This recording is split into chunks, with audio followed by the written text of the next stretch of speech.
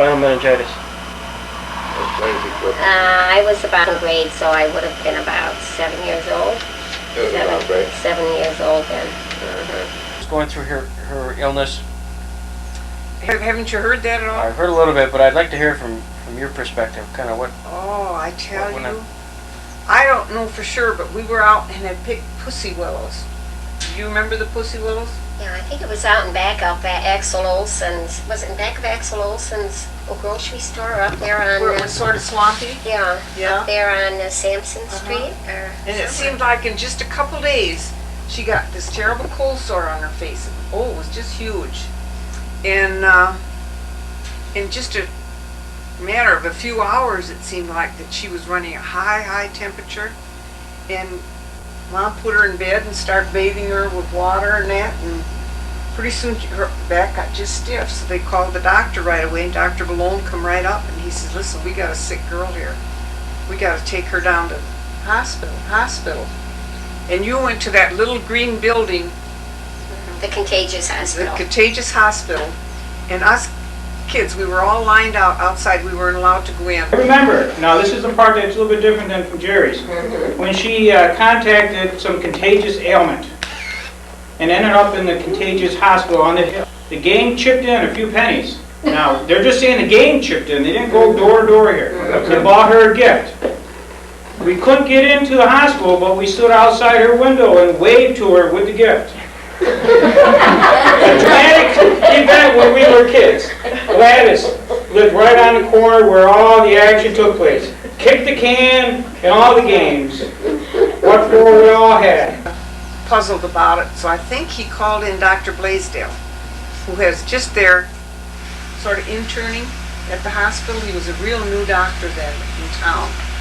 And they did a spinal on Gladys. And the spinal fluid come out.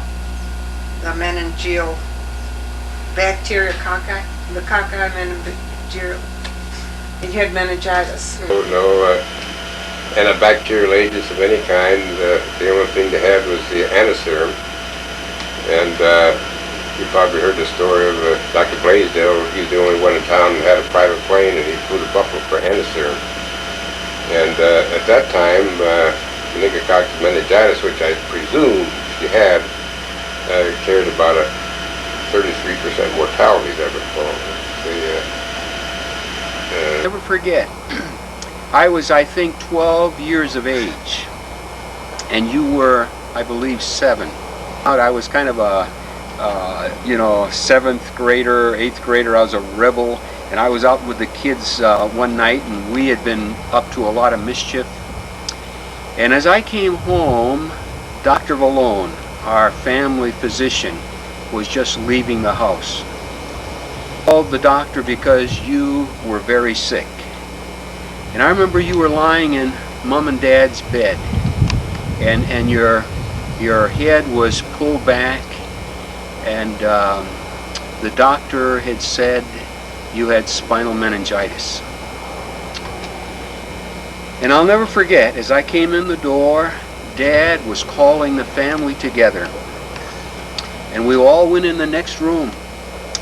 And there we knelt in prayer. And Dad said, let's commit Gladys to God in prayer. I'll never forget that. And we prayed for Gladys that she would be healed, or God's will would be done in her life.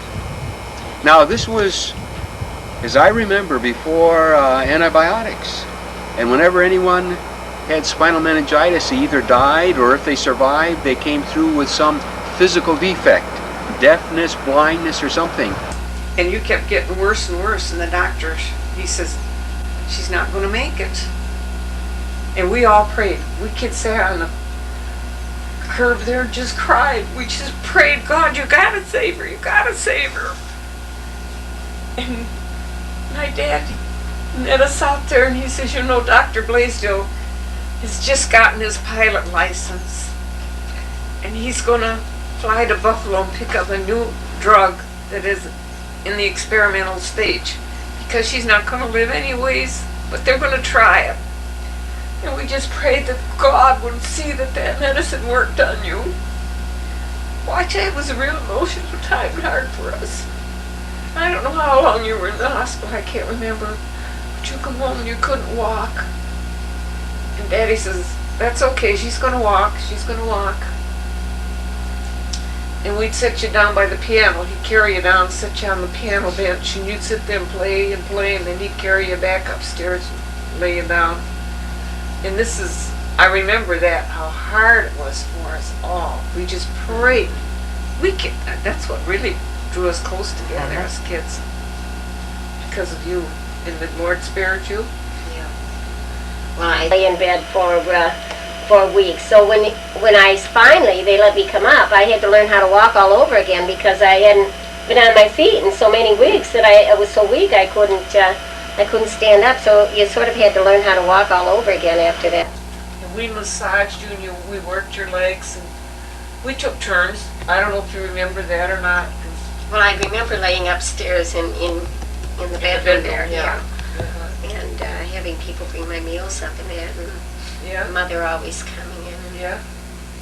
But example of God's answer to prayer. Oh. Because it's an experience that I will always remember. Yes, sir. It sure was a sign of God's working. answer. Yeah. Yes, really working. Because the doctors just felt helpless. I remember, this is what I remember is Dr. Balone had told me that it was a power higher than him, because he was the old doctor that treated all of Mom's kids at that time, that it was a power higher than him that healed me. And both he and our family give God the credit for healing me. And so I think that was a healing, an answer to prayer. Yeah, it was really an answer yeah. to prayer, because everybody prayed for me. I know I've even, when I wrote my family together and prayed for me, Harold mentioned that, how Dad gathered all the family together and had prayer. Well, we're glad they did. Yeah, you got yourself a nice mother. Yeah.